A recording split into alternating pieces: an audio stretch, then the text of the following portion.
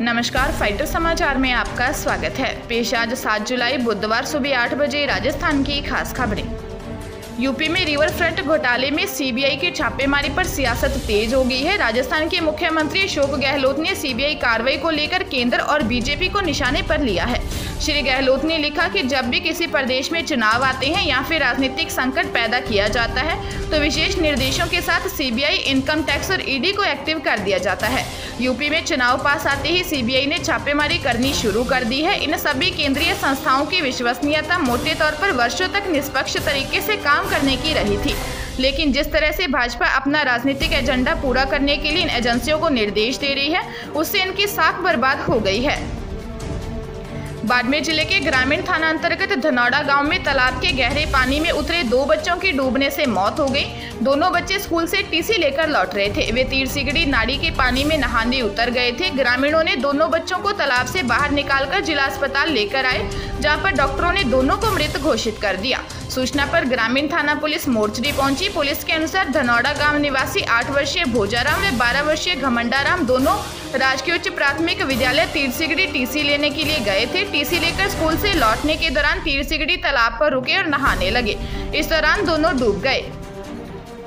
सिरोही जिले के सरूपगंज थाना क्षेत्र के सत्यम कॉलोनी में दिन दिहाड़े मकान में चोरी होने की जानकारी सामने आई है।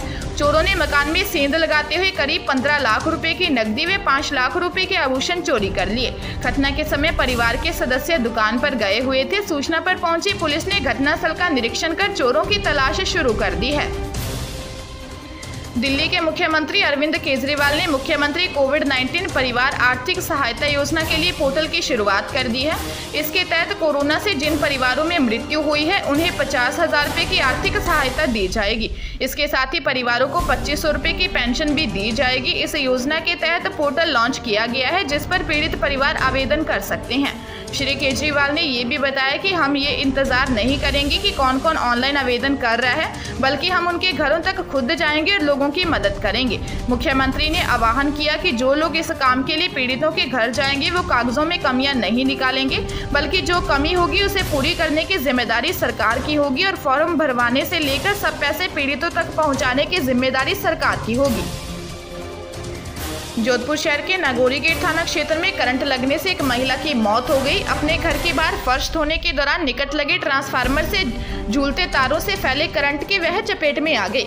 मिली जानकारी के अनुसार नागौरी गेट क्षेत्र में मियों की मस्जिद के पीछे स्थित एक मकान के बाहर की तरफ आज 42 वर्षीय शबाना फर्श धो रही थी। उसके मकान के निकट एक ट्रांसफार्मर लगा हुआ है। फर्श धोने के दौरान पानी कुछ फैल गया। इस दौरान यकायक उसे करंट का जोरदार झटका लगा और उसकी मौत हो गई। शबाना की 3 बेटियां हैं और लंबे अरसे से वह अपने पति के साथ पीहर में ही रह रही थी। प्रदेश में मंडियों में हड़ताल के कारण पहले दिन मंगलवार को करीब 1700 करोड़ रुपए का कारोबार प्रभावित हुआ। मिली जानकारी के अनुसार दालों पर स्टॉक सीमा के विरोध में मंगलवार से शुरू हुई 2 दिन की हड़ताल है। राजस्थान खाद्य पदार्थ व्यापार संघ ने हड़ताल का आह्वान किया था, जिसके चलते मंगलवार को प्रदेश की 247 मंडियां व करीब 600 दाल मिलें बंद रही। इससे सरकार को करीब 60 करोड़ रुपए के राजस्व और कारोबारियों को 3400 करोड़ के नुकसान का दावा किया गया है। संघ के अध्यक्ष बाबूलाल गुप्ता ने स्टॉक सीमा के निर्णय को गलत बताया है। केंद्रीय उपभोक्ता मामले, खाद्य व सार्वजनिक वितरण मंत्री पीयूष गोयल के नाम ज्ञापन दिए गए। ज्ञापन में दालों पर स्टॉक सीमा के आदेश वापस लेने की मांग की गई है। जयपुर के विद्याधर थाना क्षेत्र में सड़क पर खड़ी एक लग्जरी कार से चिंगारियां निकलने लगी। बैंक में काम निपटाकर बाहर आया ड्राइवर कुछ समझ पाता, इससे पहले ही आग की तेज लपटों ने कार को घेर लिया। फायर ब्रिगेड की गाड़ी मौके पर पहुंचती इससे पहले ही गाड़ी पूरी तरह जल चुकी थी। जानकारी के अनुसार यह घटना विद्याधर नगर इलाके में सेंट्रल स्पाइन के सामने हुई। चालक गौरीशंकर कार की सर्विस करवा कर आया था। वह घर लौट रहा था, तभी सेंट्रल स्पाइन के सामने कार खड़ी कर बैंक में जरूरी काम से चला गया। पुलिस के मुताबिक कुछ देर बाद गौरीशंकर बैंक से बाहर आया। तब तक कार के बोनट में स्पार्किंग हो रही थी। चिंगारियों के साथ धुआं निकल रहा था। वह कार के पास पहुंचा, बोनट खोलने लगा, तब तक कार में आग लग गई। जोधपुर में किशोर न्याय एक्ट में हाईकोर्ट ने बड़ा फैसला सुनाया है। न्यायाधीश संदीप मेहता ने महत्वपूर्ण फैसला देते हुए कहा कि आरोपी की जमानत याचिका पर यह आवश्यक नहीं है कि शिकायतकर्ता को भी सुना जाए। कोर्ट ने डूंगरपुर के 15 वर्षीय किशोर को जमानत दे दी। बता दें कि किशोर को डकैती के एक मामले में अभिरक्षा में लिया गया था। धौलपुर जिले के सरमथुरा थाना क्षेत्र के गांव खोखला में पढ़ने की इच्छा रखने वाली एक युवती पुलिस अधीक्षक कार्यालय पहुंच गई। मिली जानकारी के अनुसार युवती ने ससुराल पक्ष पर पढ़ाई को जबरन बंद करवाने का आरोप लगाया है। साथ ही पढ़ाई करने पर मारपीट करने के भी आरोप लगाए हैं। युवती ने ससुराल पक्ष से जान का खतरा भी बताया है। एसपी ने युवती को ससुराल पक्ष पर कार्रवाई का आश्वासन दिया है।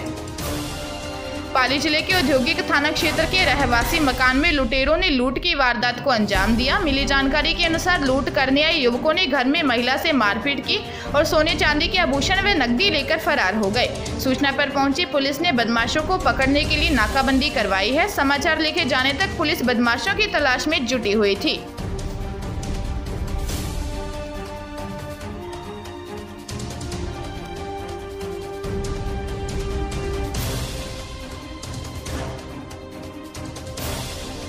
ताजा तरीन खबरों के लिए फाइटर न्यूज को सब्सक्राइब करें और बेल आइकन को प्रेस करें ताकि नई न्यूज अपडेट होते ही आपके फोन की घंटी बज जाए।